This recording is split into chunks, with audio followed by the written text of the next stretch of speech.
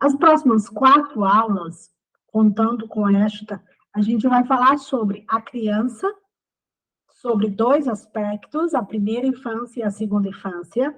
A gente vai falar sobre os adolescentes e sobre as pessoas adultas com autismo. E aí a gente encerra esse módulo sobre o aprofundamento da pessoa com autismo. Gente, falar sobre desenvolvimento infantil, a gente não tem como falar sobre as teorias de desenvolvimento. E a maior delas, e uma das principais, que há um século é estudada, é a teoria piagetiana, que fala sobre o desenvolvimento infantil, das etapas de desenvolvimento, e aquela que a gente mais conhece, sobre os períodos motor, pré-operatório, né, motor, sensório motor, operatório concreto, abstrato.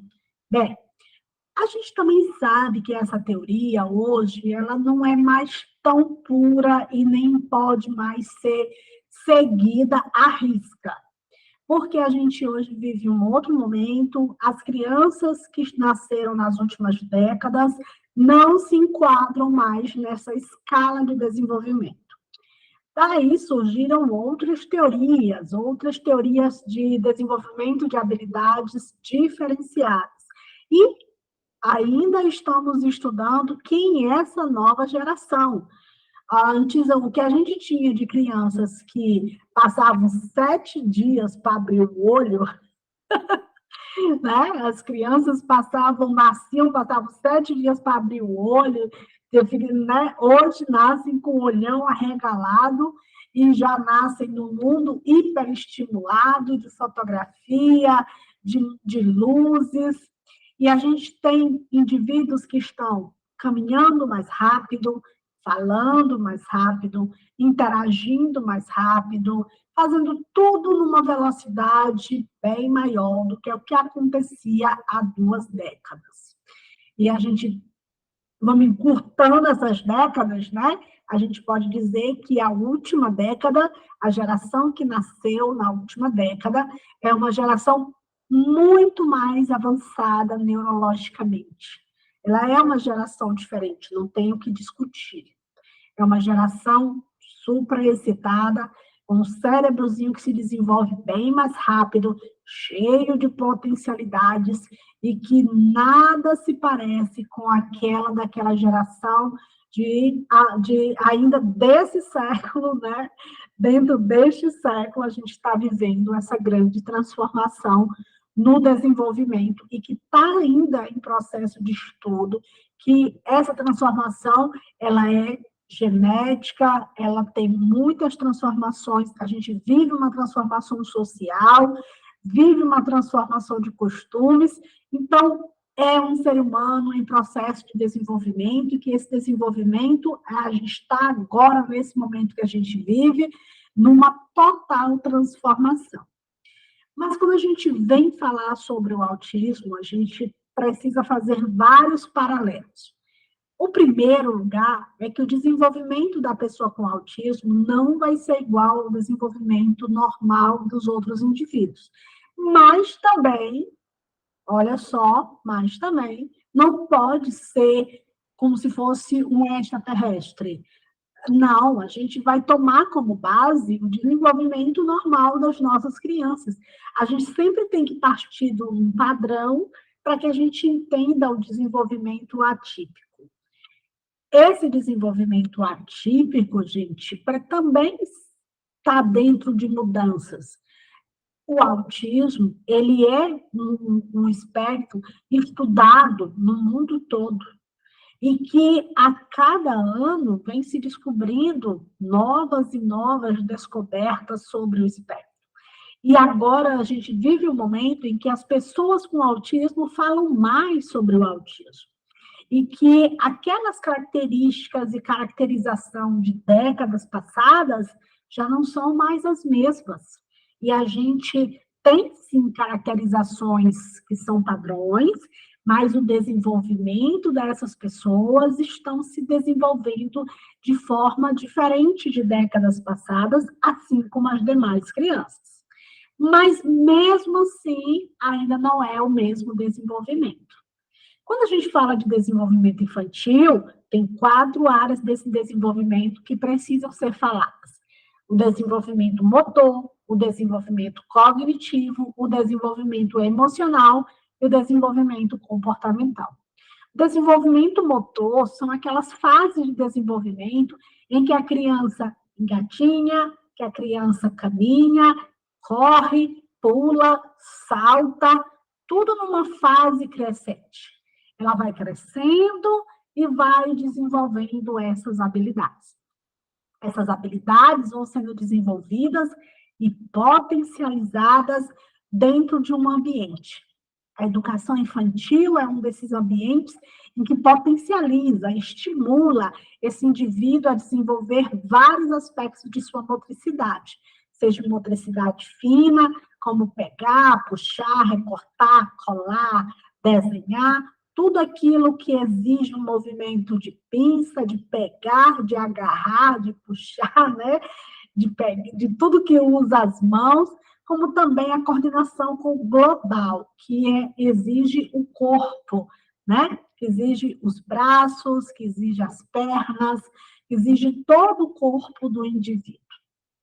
O cognitivo é o desenvolvimento das funções executivas, capacidade de raciocínio, de percepção, de memória, de atenção, de concentração, capacidade desse cérebro de fazer conexões, de armazenar informações, de deduzir essas informações e de regenerar-se, de ter a capacidade de criar novas células, de gerenciar todos os sistemas do organismo, tudo parte dessa capacidade cognitiva. Essa capacidade cognitiva que nos torna seres que vão desenvolver o desenvolvimento, por exemplo, emocional. Essa cognição é muito importante nesse desenvolvimento emocional e nesse desenvolvimento comportamental. Mas o emocional não depende só do cognitivo. A gente tem aqui também, na nossa cabeça, né? Eu gosto de brincar aqui no miolo da cabeça, no meio. A gente tem o sistema límbico, a gente tem glândulas, e que vão fazer, né? Que vão fazer esse processo de desenvolver os nossos estados emocionais, né? Então, esse fluxo de criação dos neurotransmissores, a reação a esses neurotransmissores irá desencadear no nosso organismo diferentes emoções que muitas vezes estão ligadas aos nossos comportamentos. Já os comportamentos estão ligados profundamente ao nosso cognitivo, porque é o cognitivo, esse desenvolvimento cognitivo, que vai trazer a compreensão sobre o comportamento. A gente já trabalhou aqui um pouquinho, quando a gente falou sobre birras, sobre comportamentos, e no autismo, todo esse desenvolvimento, ele pode parecer típico, ele pode dar uma pessoa de nível de suporte 1, essa pessoa pode andar como qualquer outra criança, pode falar, pode pular, pode correr, pode brincar, agarrar, jogar como outra criança, e ou não. É muito incerto dizer. Enquanto nas crianças típicas a gente espera esse desenvolvimento e a maioria delas conseguem fazer esse desenvolvimento e elas vão crescendo e a sua função cognitiva vai ficando cada vez mais elaborada e essa elaboração vai trazendo mais a uma organização dos estados emocionais, vai desenvolvendo a personalidade, essa personalidade vai influenciando nos comportamentos, e assim essa pessoa chega a ser um adulto, que vai trabalhar, que vai ter relacionamentos, e etc. Dentro de um padrão em que a gente chama de normalidade. Bem, a pessoa com autismo, ela pode seguir esse padrão, de acordo com os estímulos que ela vai receber, mas mesmo com todo o estímulo, mesmo que ela seja uma pessoa de nível 1, de suporte, que ela fale, que ela se locomova, que ela consiga interagir, que ela consiga fazer várias atividades sociais, Mesmo assim, esse desenvolvimento não vai ser normal. Ele não, em alguns aspectos, ele vai ter prejuízo, principalmente nos aspectos emocionais, comportamentais, porque eles exigem interação social. É muito comum nas pessoas de nível de suporte 1 que falam, que se locomovem, que possuem mais autonomia para a sua vida diária, mas elas terem comprometimentos muito mais severos nas relações sociais, na comunicação e interação, nos aspectos emocionais e comportamentais. Já nas pessoas de nível de suporte 2, 3, você vai ter um completo desajuste do desenvolvimento. Então, muitas vezes as pessoas possuem atraso na fala, podem nunca desenvolverem a fala, né? Não falarem durante a sua vida toda, ou a gente ter o contrário, pessoas que falam até um determinado tempo e depois regredirem e deixarem de falar por algum período de tempo, passarem por um mutismo seletivo, ou intercalarem fases que falam e que não falam, ou entrarem numa crise por algum motivo e fazerem um retrocesso em várias das habilidades. A gente tem caso de pessoas que se desenvolvem até certa idade e depois de uma certa idade entram num processo de volta, de regresso, de retrocesso, a terem dificuldade para fazer as atividades essenciais, como fazer xixi, fazer cocô, de dormir, de engolir, de comer, né? Várias questões que envolvem do desenvolvimento. Então, a gente pode ter, dependendo do nível de suporte, dependendo dos tratamentos, dependendo das ajudas, dependendo das comorbidades. A gente não pode esquecer que a pessoa com autismo pode ter outras comorbidades, pode ter outras deficiências juntas também, né? A gente não comentou sobre isso. Então, todos os outros aspectos que eu falei, ecolalia, alimentação, a gente também tem que levar em consideração se essa pessoa não tem alguma comorbidade, né? Alguma outra deficiência aí, se o autismo é a dominante, pode ter outra né? Quando a gente fala, por exemplo, dos comportamentos, a pessoa com autismo, ela pode ter outro tipo de transtorno, como o TOD, né?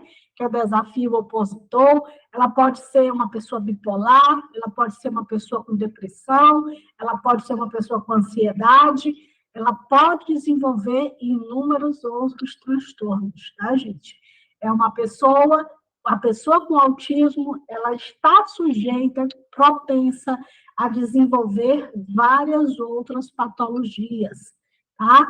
Vários outros transtornos que podem afetar o desenvolvimento dela. Ela pode ter um desenvolvimento motor muito bom, mas ela pode ter um desenvolvimento intelectual abaixo do esperado. Muitas pessoas com autismo de um nível o que o CID chama de grau grave, né? A gente tem aquelas pessoas com deficiência intelectual, que o desenvolvimento dessa cognição não vai ser progressiva, essa pessoa pode, né, atingir níveis inferiores de cognição, torna-se um adulto, mas com a mente de uma criança, comportamento de uma criança, atitude de uma criança, cognitivo, emocional, tudo de uma criança. Tá? Então, pode, né? Cada pessoa com autismo é uma pessoa diferente, vai ter um desenvolvimento diferente. Importante salientar que desenvolvimento é estimulado. Por isso, que quanto mais cedo, mais precoce esse indivíduo for diagnosticado com autismo, mais chance ele tem de intervenção precoce, mais chance ele tem de pessoas ao redor dele intervir. A escola é esse espaço. A escola é esse espaço de estimular a pessoa com autismo para falar, para andar, para correr, para brincar, para se divertir, para comunicar, para aprender a função da linguagem, também para aprender os conteúdos curriculares, mas para aprender a interagir, o mediador é muito importante nessa função, né? o cuidador, a pessoa que está ali, muitas vezes, é ele quem vai fazer essa ponte no desenvolvimento dessa pessoa. É ele quem vai explicar como é que essas funções acontecem. É para isso que nós temos essa pessoa hoje, para ficar do lado da criança, do aluno com autismo, para ser essa mediação. Por isso que em muitos lugares não chamam de cuidador, chamam de mediador, porque vai ser essa pessoa que vai mediar o conhecimento, vai ajudar no desenvolvimento dessa pessoa, vai mediar, vai trazer as informações, vai levar da pessoa para o ambiente. Muitas vezes é o mediador quem vai fazer essa interação na sala de aula, que vai explicar o conteúdo, que vai adaptar de alguma forma a atividade ali, para que essa pessoa consiga fazer, vai explicar para ela o que a professora, o professor está dizendo, vai explicar uma situação, ou também vai interpretar, tá? Muitas vezes é esse mediador que vai dizer ao professor, professora, como é que aquele aluno está se sentindo, o que ele está passando, o que é que ele não está dizendo e gostaria de dizer. Então, o desenvolvimento desse indivíduo, dessa criança, ele depende de muitos fatores. Ele tem algo que o limita, mas ele tem possibilidades. É comprovado que o cérebro humano tem uma capacidade de neuroplasticidade, tem uma capacidade de desenvolvimento que não se tem ainda nem estudo do poder e do total capacidade desse cérebro. O que nós sabemos é que quanto mais cedo, mais precoce esse indivíduo tem intervenção, maiores são as chances dele ter sucesso nas aprendizagens. E sim, uma pessoa com autismo pode se desenvolver, pode ser uma criança que vai se desenvolver, vai se tornar um adulto, que fala, que vai andar, que vai falar, que vai dançar, que vai ter atividades, né, de relacionamento, atividades sexuais, atividades de trabalho, e etc. Né? Aqui, nesse momento, quero chamar a atenção para a importância da primeira infância. E como a escola é importante nesse momento.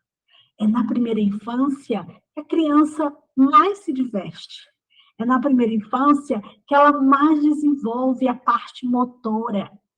É na primeira infância que ela corta, que ela rabisca, que ela pinta, que ela usa a criatividade. É na primeira infância que ela está mais perto de interagir. É nessa primeira infância que ela tem menos medo de interagir. Mesmo não entendendo e compreendendo essa interação, mas ela tenta mais, porque ela tem medo menos.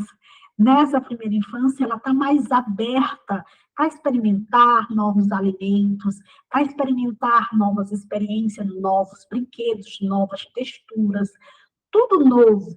Essa criança muito pequena, ela tem um turbilhão de neurônios novinhos para aprender. Ela é curiosa, sabe? Ela gosta de coisas novas, ela é menos resistente.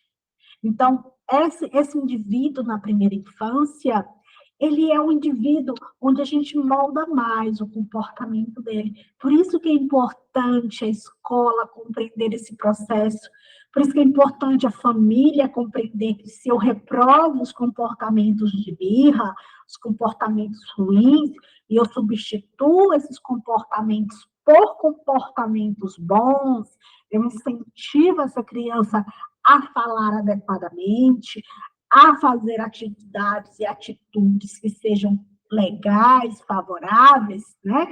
O cumprimento, sentar corretamente, brincar corretamente. O ser humano é ensinado. Quando a gente tem uma criança totalmente disfuncional, que bate, que briga, que morde, que faz coisas muito ruins, erradas, provavelmente, se fizer um estudo sobre o dia a dia, sobre o cotidiano, sobre onde essa criança está inserida, ela está inserida num ambiente que está proporcionando isso, que está incentivando, que está reforçando esses comportamentos, tá? Provavelmente, mas se ela for colocada se essa, na primeira infância, essa criança com autismo, independente do nível de suporte dela, ela for colocada num espaço de aprendizagem, num espaço de afetividade. Afetividade, gente, não é deixar a criança fazer tudo o que ela quer. Não é, eu amo, porque é pequenininho, porque é bonitinho, porque é fofinho, não vou disciplinar, não vou dizer não vou ensinar o certo, não vou ensinar o que é perigoso, não vou ensinar bons hábitos e comportamentos. A escola é esse espaço. A escola também é esse espaço onde a gente trabalha essas habilidades, essas competências, preparando esse indivíduo lá para o ensino fundamental. Vai ser diferente, a relação com os professores é diferente, as atividades são menos lúdicas e mais rigorosas, o tempo de sala, a necessidade de atenção e concentração é bem maior. O espaço da educação infantil é um espaço mais prazeroso, mais divertido, é um espaço em que a criança ela quer estar mais, ela se sente mais incluída, ela se sente mais à vontade. Então, também precisa ser preparado. E aí eu chamo a atenção para os 5 aninhos. É muito importante que no segundo semestre comece a preparação dessa criança para o que vai ser o primeiro ano. Muitas vezes, essa criança tem rejeição quando chega lá no primeiro ano, porque ela vem de um momento mais lúdico, ela vem de uma salinha mais colorida, ela vem de uma mesinha menor, ela vem de uma rodinha de conversa, ela vem de uma rotina diferente, e aí ela não é preparada e chega no primeiro ano, onde tudo parece estranho. Precisa se trabalhar ainda lá nos 5 aninhos, não sei como chama na tua cidade, infantil 2, infantil 3, primeiro, segundo período, depende de cada cidade. Mas é com 5 aninhos que a gente prepara esse indivíduo para ir para o primeiro ano, que é com 6 anos. A gente começa lá nos meses de outubro, começa a explicar para ele que vai para outra sala, que vai para outra professora. Mas ele vai chorar, ele vai birrar, mas é preciso fazer isso. A mudança repentina, acabar o ano, aqueles coleguinhas, aquela sala, aquela professora, não vão ser a mesma no próximo ano. Nem sempre, algumas escolas particulares fazem com que a professora progrida para a próxima sala, mas nem sempre. Então, é preciso trabalhar o processo de mudança. Essa criança precisa ser ensinada que aquilo vai mudar, que aquela situação vai ser outra. É preciso trabalhar previsibilidade, independente do nível de suporte. Pessoas com autismo precisam de previsibilidade, precisam explicar para eles. Nós vamos falar disso lá no manejo, tá, gente? A gente vai falar sobre rotina, a gente vai falar sobre a necessidade de todos os dias explicar para eles o que eles vão fazer naquele dia. E aqui na primeira infância, isso é bem mais agradável, isso é bem mais fácil, esse cérebro está bem mais apto para fazer mudanças, para desenvolver. Criança com menos de 5 anos, ela birra, mas essa birra é bem menor, essa birra demora menos tempo. Até as crises, elas são em menos intensidade. E aí, ela está cheia de peito aberto, ela quer aprender, ela quer brincar, ela aprende brincando, ela é uma criança cheia onde tudo é novidade. Ela vai despontar num mundo de novidades. E aí é nesse momento que a gente aproveita para desenvolver, para fazer o máximo possível que ela esteja se preparando para entrar numa outra fase. É nessa fase que a gente também estimula novos sabores, novas comunicações, novos desafios. A gente estimula ela a participar das atividades extracurriculares, estimula ela a fazer coisas que ela não quer fazer, e a gente vai levando para fazer com que ela faça esse processo de descoberta. Ok? Vamos dar continuidade na próxima aula.